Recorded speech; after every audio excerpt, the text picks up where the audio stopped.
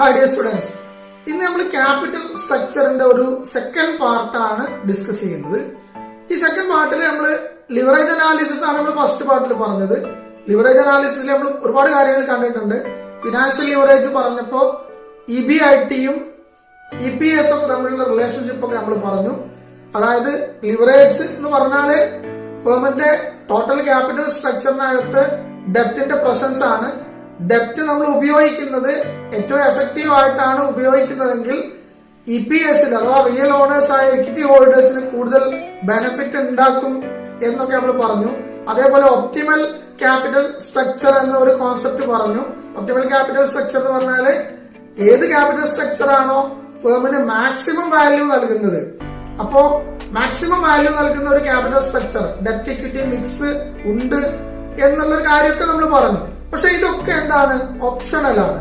അതായത് എല്ലാ സമയത്തും എല്ലാ സാഹചര്യങ്ങളിലും ഇതെന്തില്ല, ഈ ഒപ്റ്റിമൽ ക്യാപിറ്റൽ സ്ട്രക്ചർ ഉണ്ടാവുകയോ അല്ലെങ്കിൽ EPS വാരി ചെയ്യുകയോ ഒന്നും ചെയ്യുകയില്ല എന്നാണ് ഫിനാൻഷ്യൽ മാനേജ്മെന്റ് ഓതേഴ്സ് നടത്തിയ ഡിഫറെന്റ് ആയിട്ടുള്ള ഡിസ്കഷനിലൂടെ അവര് തെളിയിച്ചിട്ടുള്ളത്. അപ്പൊ അങ്ങനെ അവർ പ്രൂവ് ചെയ്തപ്പോ കുറെ ഓതേഴ്സ് ക്യാപിറ്റൽ സ്ട്രക്ചറിന് റെലവൻസ് ഉണ്ട് എന്നും കുറെ ഓതേഴ്സ് ക്യാപിറ്റൽ സ്ട്രക്ചറിന് റെലവൻസ് ഒന്നും ഇല്ല എന്നും കണ്ടെത്തിയിട്ടുണ്ട്. രണ്ടു കൂട്ടർക്കും അവരുടേതായ എക്സ്പ്ലനേഷനും ഉണ്ട്. എന്താണ് റെലവൻസ് ഉണ്ട് എന്ന് പറയുന്നവർ പറയുന്നത്, ഒരു ഫേമിന്റെ ക്യാപിറ്റൽ സ്ട്രക്ചറിന് അനുസരിച്ച് അഥവാ അതില് ഡെപ്റ്റ് ഇക്വിറ്റി മിക്സ് പ്രോപ്പർ ആയിട്ടുള്ള ഒരു പ്രൊപ്പോർഷനിൽ ആകുമ്പോ ആ ഫേമിനൊരു മാക്സിമം വാല്യൂ ഉണ്ടാകുന്ന ഒരു പ്രൊപ്പോർഷൻ നമുക്ക് കണ്ടെത്താൻ പറ്റും. അഥവാ ഒരു ഓപ്റ്റിമൽ ക്യാപിറ്റൽ സ്ട്രക്ചർ ഉള്ള ഒരു ക്യാപിറ്റൽ സ്ട്രക്ചർ നമ്മൾ ഡിസൈഡ് ചെയ്യുന്നതിന് കഴിയും എന്ന് പറഞ്ഞ ഓതേഴ്സ് ഉണ്ട്. അവർ അവതരിപ്പിച്ച തിയറീസിനെ നമ്മൾ റെലവൻസ് തിയറീസ് എന്നാണ് പറയാം. അപ്പൊ നമുക്കിവിടെ ക്യാപിറ്റൽ സ്ട്രക്ചർ തിയറീസ് എന്ന് പറഞ്ഞിട്ട് നമുക്ക് 4 തിയറീസ് ആണ് പ്രധാനമായിട്ട് പറയാനുള്ളത്. 4+1 എന്ന് പറഞ്ഞാൽ 4 തിയറീസ് നമ്മൾ പറയുന്നതിൽ ഒരു ഓതർക്ക് 2 തരത്തിലുള്ള അപ്രോച്ച് പ്രസന്റ് ചെയ്യാനുണ്ട്. അതുകൊണ്ട് നമ്മൾ പ്രധാനമായിട്ട് പറയുന്നത് നമ്മൾ 4 തിയറീസ് ആണ് പറയാ. NI അപ്രോച്ച് അഥവാ നെറ്റ് ഇൻകം അപ്രോച്ച് എന്ന് പറയും. രണ്ടാമത്തത് NOI അപ്രോച്ച്. NOI അപ്രോച്ച് എന്ന് പറഞ്ഞാൽ നെറ്റ് ഓപ്പറേറ്റിംഗ് ഇൻകം അപ്രോച്ച് ആണ്. മൂന്നാമത്തത് ട്രഡീഷണൽ അപ്രോച്ച് ആണ്. Last one Modigliani and Miller approach. ഇങ്ങനെ 4 അപ്രോച്ചസ് ആണുള്ളത്. അതിൽ മോഡിഗ്ലിയാനി ആൻഡ് മില്ലറിൽ 2 തരത്തിലുള്ള അസംഷനുകൾ നടത്തിയിട്ടാണ് പറയുന്നത് എന്നുള്ള കാര്യം കൂടി ഓർത്തു വെക്കണം. ഇപ്പൊ NI അപ്രോച്ചും ട്രഡീഷണൽ അപ്രോച്ചും അഥവാ നെറ്റ് ഇൻകം അപ്രോച്ചും ട്രഡീഷണൽ അപ്രോച്ചും നമ്മൾ സാധാരണ റെലവൻസ് തിയറിയാണ്. റെലവൻസ് തിയറി എന്ന് പറഞ്ഞാല് ഈ 2 അപ്രോച്ചിലും ഈ 2 തിയറീസിലും പറയുന്നത് there is an optimal capital structure അല്ലെങ്കിൽ company can find an optimal capital structure എന്നാണ് ഈ പറഞ്ഞ റെലവൻസ് തിയറീസിന്റെ ഒരു പ്രധാനപ്പെട്ട ആശയം. അതായത് ഫേമിന്റെ ക്യാപിറ്റൽ സ്ട്രക്ചർ ഡിസൈഡ് ചെയ്യുമ്പോൾ അതില് വളരെ എഫക്റ്റീവ് ആയിട്ട് ഡെപ്റ്റ് ക്യാപിറ്റൽ ഇൻക്ലൂഡ് ചെയ്താൽ അഥവാ ഒരു പ്രോപ്പർ ഡെപ്റ്റ് ഇക്വിറ്റി മിക്സ് ഉണ്ടായി കഴിഞ്ഞാൽ ഫേമിന് മാക്സിമം വാല്യൂ ഉണ്ടാകും എന്ന ഒരു കാഴ്ചപ്പാടാണ് ഈ 2 അപ്രോച്ചസിലും പറയുന്നത്. അതില് ഒന്നാമത്തെ നമുക്ക് ഓരോന്നായിട്ട് പറയാം. ഒന്നാമത്തത് NI അപ്രോച്ച് ആണ്. ആ NI അപ്രോച്ച് റെലവൻസ് തിയറിയാണ് നമ്മൾ പറഞ്ഞു. ബാക്കി 4 ഈ 2 അല്ലാത്ത NI അപ്രോച്ചും ട്രഡീഷണൽ അപ്രോച്ചും അല്ലാത്ത ബാക്കിയുള്ളതെല്ലാം ഇറലവൻസ് തിയറീസ് ആണ്. ഇറലവൻസ് തിയറീസിൽ അല്ലെങ്കിൽ മോഡിഗ്ലിയാനി ഒരു പാർട്ടില് റെലവൻസ് തിയറി പറയുന്നുണ്ട്. നമുക്കത് ഡിസ്കസ് ചെയ്യുമ്പോൾ വേണ്ടി പറയാം. ഇനി NI അപ്രോച്ചിന്റെ ഒരു അസംഷനുകളുണ്ട്. ഡ്യൂറന്റ് ആണ് ഈ ഒരു തിയറി ഇൻട്രൊഡ്യൂസ് ചെയ്തത്. ഡ്യൂറന്റിന്റെ ഈ തിയറി പ്രകാരം പ്രധാനപ്പെട്ട അസംഷനുകൾ എന്താണെന്ന് വെച്ചിട്ടുണ്ടെങ്കിൽ, ഒന്ന്, ഒരു ഫേമിന്റെ കോസ്റ്റ് ഓഫ് ഡെപ്റ്റ് എന്ന് പറയുന്നതിനേക്കാൾ കൂടുതൽ കോസ്റ്റ് ഓഫ് ഇക്വിറ്റി ഉണ്ടാകും എന്നാണ് ഒരു അസംഷൻ. എന്ന് പറഞ്ഞാല് കോസ്റ്റ് ഓഫ് ഇക്വിറ്റി എന്താണ്, കോസ്റ്റ് ഓഫ് ഡെപ്റ്റിനേക്കാൾ ഹയർ ആണ്. Cost of equity is greater than cost of ഡെപ്റ്റ് എന്നുള്ളതാണ് ഒന്നാമത്തെ അസംഷൻ. രണ്ടാമത് there is no corporate tax എന്നുള്ളതാണ്. മൂന്നാമത്തത് the investors has no rational thinking എന്നൊരു അസംഷനും കൂടി ഉണ്ട്. എന്ന് പറഞ്ഞാൽ അസംഷനുകൾ ബേസ് ചെയ്തിട്ട് മാത്രമാണ് ഈ കാര്യങ്ങളൊക്കെ പറയുന്നത് എന്നർത്ഥം.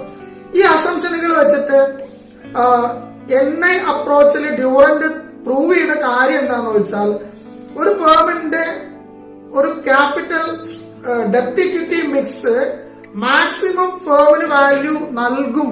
അത് ആ വാല്യൂ എന്ന് പറയുന്നത്, വാല്യൂ ഓഫ് ദി ഫേം എന്ന് പറയുന്നത് വി എന്ന ഒരു ലെറ്റർ കൊണ്ടാണ് അതിനെ അദ്ദേഹം പറഞ്ഞിട്ടുള്ളത്. നമുക്ക് ബാക്കിയുള്ള കാര്യങ്ങളിലൊക്കെ മോഡിഗ്ലാനിയൻ മില്ലർ അടക്കമുള്ള എല്ലാത്തിലും നമുക്ക് ഈ വി വരുന്നുണ്ട്. എന്നാൽ വി എന്ന് പറഞ്ഞാൽ വാല്യൂ ഓഫ് ദി ഫേം ആണ്. V is equal to S plus D എന്നാണ് ഡ്യൂറന്റിന്റെ ഒരു ഇക്വേഷൻ.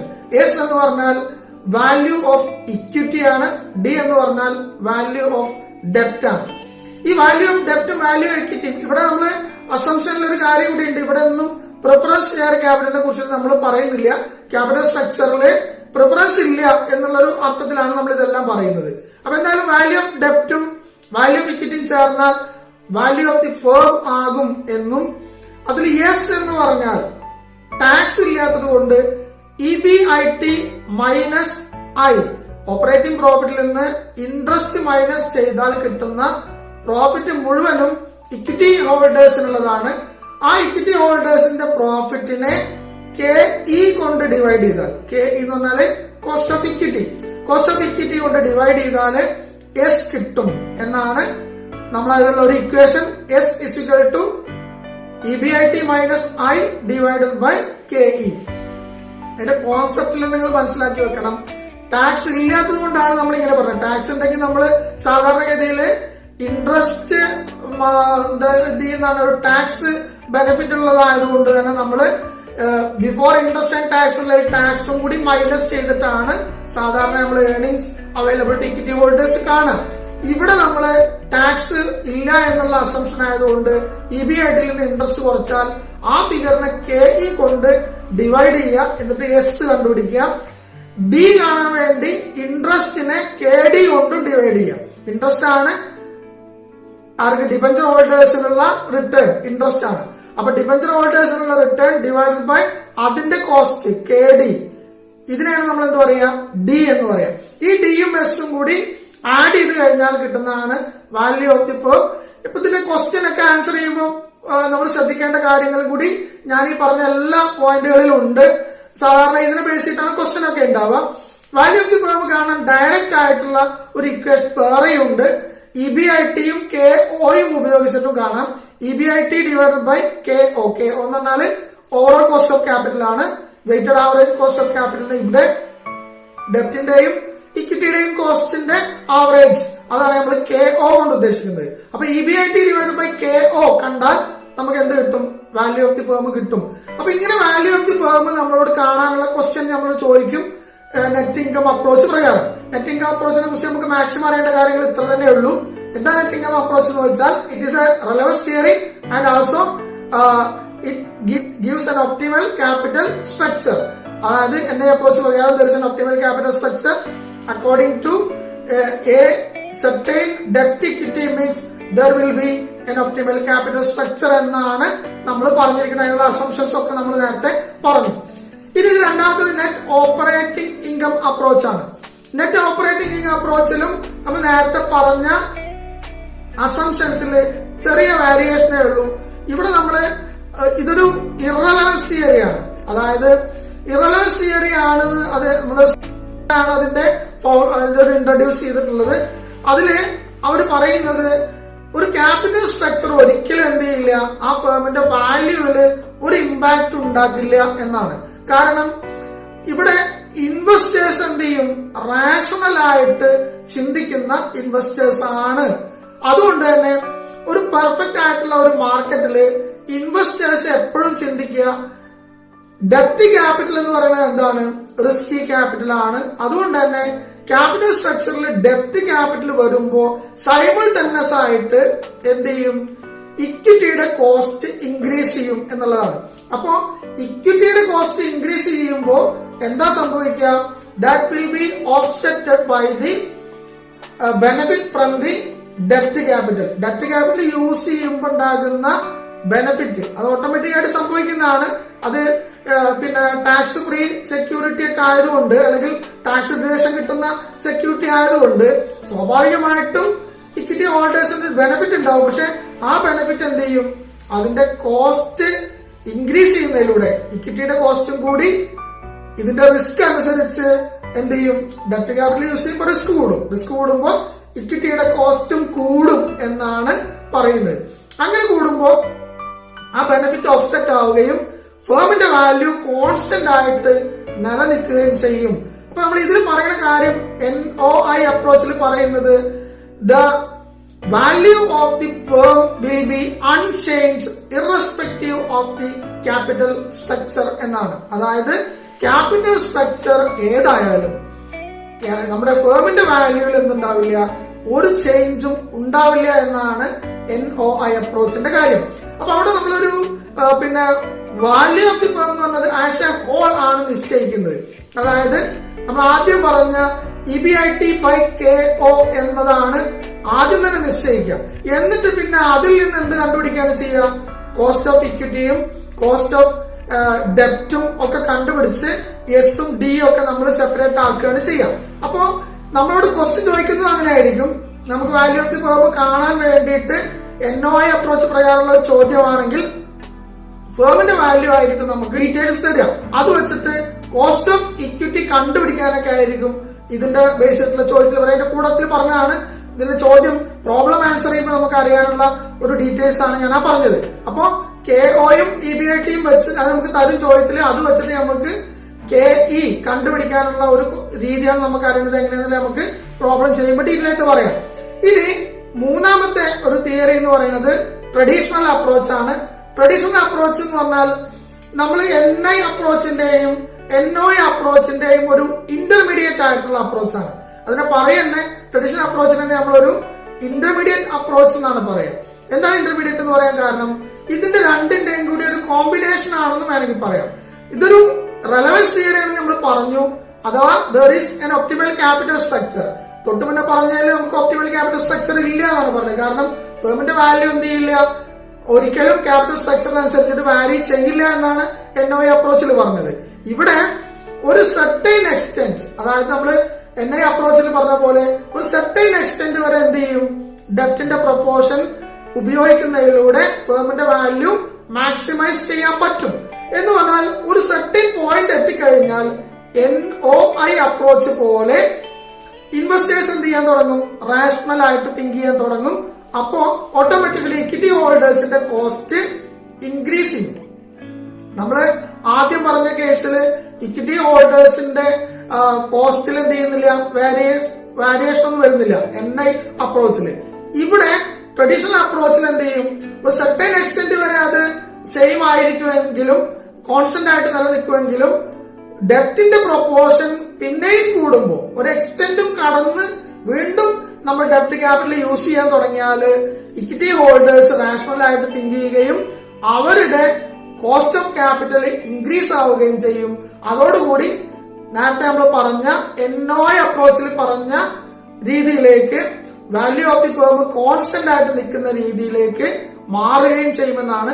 ഇതിന് മൂന്നിനും നമ്മളിപ്പോ ഈ പറഞ്ഞ അപ്രോച്ചസിനൊക്കെ നമുക്ക് ഗ്രാഫിക്കൽ റെപ്രസെന്റേഷൻ ഉണ്ട്. അത് ഞാനിവിടെ നിങ്ങൾക്ക് ഷെയർ ചെയ്യാം. ആ ഒരു ഗ്രാഫിക്കൽ റെപ്രസെന്റേഷൻ നോക്കിയാൽ കറക്റ്റ് ആയിട്ട് നിങ്ങൾക്ക് ഓരോന്നിന്റെയും അസംഷൻസും അതേപോലെ എന്താണ് സംഭവിക്കുന്നതൊക്കെ വേഗം മനസ്സിലാക്കാൻ പറ്റും. എന്തായാലും ട്രഡീഷണൽ അപ്രോച്ച് റെലവൻസ് തിയറിയാണ്. ഒരു സെർട്ടൈൻ എക്സ്റ്റെന്റ് വരെ ഡെപ്റ്റ് ക്യാപിറ്റൽ യൂസ് ചെയ്ത് കഴിഞ്ഞാൽ അതിന് നമുക്ക് എന്ത് ചെയ്യാൻ പറ്റും, ഫേമിന്റെ വാല്യൂ കൂട്ടാൻ പറ്റുന്നു. ആ എക്സ്റ്റെന്റിന്റെ പീക്കിലാണ് നമ്മൾ ഒപ്റ്റിമൽ ക്യാപിറ്റൽ സ്ട്രക്ചർ ഉണ്ട് എന്ന് പറയുന്നത്. അത് കഴിഞ്ഞാൽ പിന്നെ എന്ത് ചെയ്യും, ഫേമിന്റെ വാല്യൂ കോൺസ്റ്റന്റ് ആയിട്ട് പോകും. ആ കോൺസ്റ്റന്റ് ആയിട്ട് പോകുന്ന ആ ലെവലിനെയാണ് നമ്മൾ ഒപ്റ്റിമൽ ക്യാപിറ്റൽ സ്ട്രക്ചർ എന്നൊക്കെ പറയാം. അപ്പൊ നമുക്ക് അതിന്റെ എക്സാമ്പിൾ ചെയ്യുമ്പോൾ നിങ്ങൾക്ക് വേഗം വേറെ മനസ്സിലാകും നമുക്ക് എപ്പോഴാണ് ഇത് ചേഞ്ച് ആവുന്നത്. ചേഞ്ച് ആവണമെന്ന് നേരത്തെ ഞാൻ പറഞ്ഞു. ഡെപ്റ്റിന്റെ ഒരു സെർട്ടൻ പ്രൊപ്പോർഷൻ വരെ എന്ത് ചെയ്യും, ഫേമിന്റെ വാല്യൂ കൂടുകയും ആ പ്രൊപ്പോർഷൻ കഴിയുമ്പോൾ ഇക്വിറ്റിയുടെ വാല്യൂ കൂടും.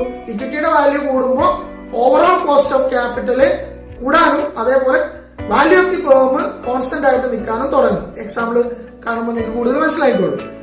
ഇത്രയാണ് നമുക്ക് ട്രഡീഷണൽ അപ്രോച്ചിനെ കുറിച്ച് പറയാനുള്ളത്. ലാസ്റ്റ് വൺ കുറച്ച് ഡീറ്റെയിൽ ആയിട്ട് പറയേണ്ടതാണ്. ഞാൻ എന്റെ ബ്രീഫിംഗ് മാത്രം ഇപ്പൊ നടത്താം.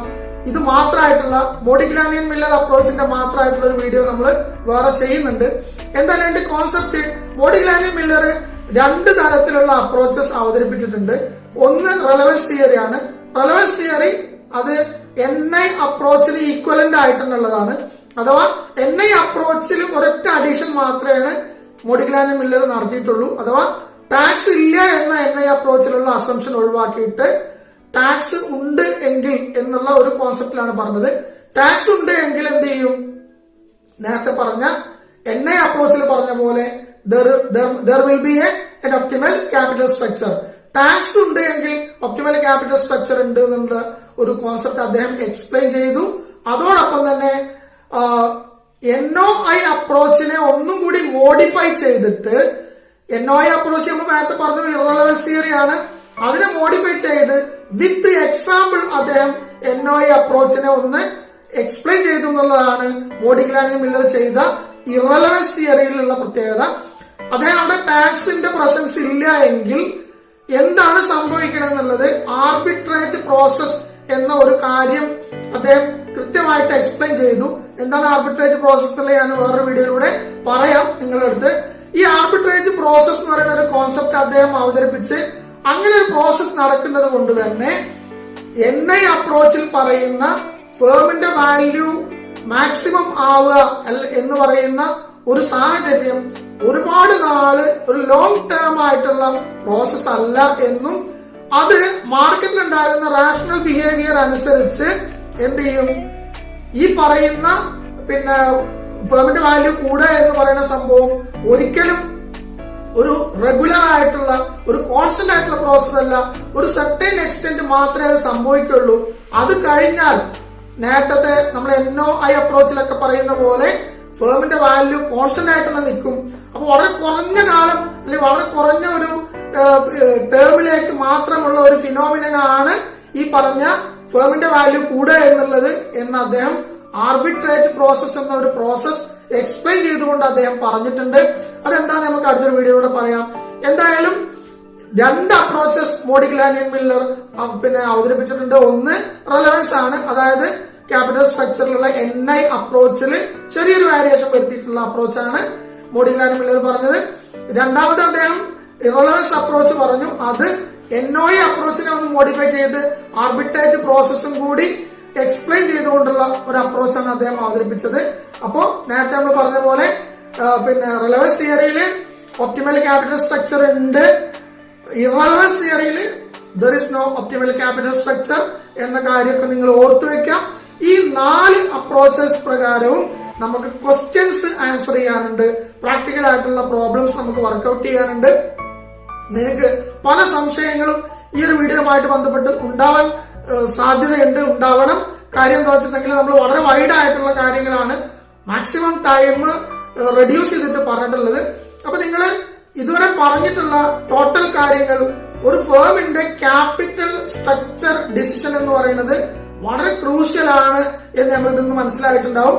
കാരണം ഒരു ക്യാപിറ്റൽ ഫേമിന്റെ ക്യാപിറ്റൽ സ്ട്രക്ചർ അനുസരിച്ച് ആ ഫേമിന്റെ വാല്യൂവിൽ ചേഞ്ച് ഉണ്ടാവാനും ഉണ്ടാവാതിരിക്കാനും ഒക്കെ സാധ്യതയുണ്ട്. ഈ ലാസ്റ്റ് പറഞ്ഞ മോഡിഗ്ലാനി മില്ലറുടെ ഒരു അപ്രോച്ചിൽ ഒരു ചെറിയ കാര്യം വിട്ടുപോയിട്ടുണ്ട്. അതായത് അദ്ദേഹം പറഞ്ഞത്, അദ്ദേഹത്തിന്റെ ഇറലവൻസ് തിയറിയിൽ അദ്ദേഹം പറഞ്ഞത് ക്യാപിറ്റൽ സ്ട്രക്ചർ അല്ല, പകരം അതിന്റെ ഓപ്പറേറ്റിംഗ് പ്രോഫിറ്റ് ആണ് അതിന്റെ വാല്യൂ കൂട്ടുന്നതില് ഒരു പ്രധാനപ്പെട്ട റോൾ വഹിക്കുന്നതെന്നാണ് അദ്ദേഹത്തിന്റെ ഒരു എക്സ്പ്ലനേഷൻ. അപ്പൊ അദ്ദേഹത്തിന്റെ റെലവൻസ് തിയറിയിൽ അദ്ദേഹം ക്യാപിറ്റൽ സ്ട്രക്ചർ റെലവൻസ് ഉണ്ടെന്ന് പറഞ്ഞിട്ടുണ്ട്. ഇറലവൻസ് തിയറിയിൽ അദ്ദേഹം പറഞ്ഞത് ക്യാപിറ്റൽ സ്ട്രക്ചറിന് റോളൊന്നുമില്ല, പകരം EBIT കൂടുകയും കൂടുന്നതിനനുസരിച്ച് എന്ത് ചെയ്യും, ഫേമിന്റെ വാല്യൂ കൂടുമെന്ന് അദ്ദേഹം എക്സ്പ്ലെയിൻ ചെയ്തിട്ടുണ്ട്. അദ്ദേഹത്തിന് കുറെ അസംഷൻസ് ഉണ്ട്. ആ അസംഷൻസ് ഒക്കെ ഞാൻ നേരത്തെ പറഞ്ഞ ഈ മോഡിഗ്ലാനി മില്ലർ അപ്രോച്ച് മാത്രമായിട്ട് എക്സ്പ്ലെയിൻ ചെയ്യുന്ന ഒരു വീഡിയോ ഞാൻ ചെയ്യുന്നുണ്ട്. അതിലൂടെ നിങ്ങൾക്ക് മനസ്സിലാക്കാൻ പറ്റും. എന്തായാലും ഇത്രയും നിങ്ങൾ ഡീറ്റെയിൽ ആയിട്ട് ഈ വീഡിയോ കാണുകയും ഇതില് ഈ 4 അപ്രോച്ചസ് 4 തിയറീസ് വളരെ ക്ലിയർ ആയിട്ട് മനസ്സിലാക്കുകയും ചെയ്തു ഞാൻ വിചാരിക്കുകയാണ്. എന്തെങ്കിലും ഡൗട്ട്സ് ഉണ്ടെങ്കിൽ നിങ്ങൾക്ക് കമന്റ് ചെയ്ത് ചോദിക്കാം. വാട്സ്ആപ്പ് നമ്പർ ഞാൻ കൊടുക്കുന്നുണ്ട്, അതിലൂടെ നിങ്ങൾക്ക് ചോദിക്കാം. എല്ലാവർക്കും ഒരു നല്ല ദിവസം നേർന്നുകൊണ്ട് നിർത്തുന്നു.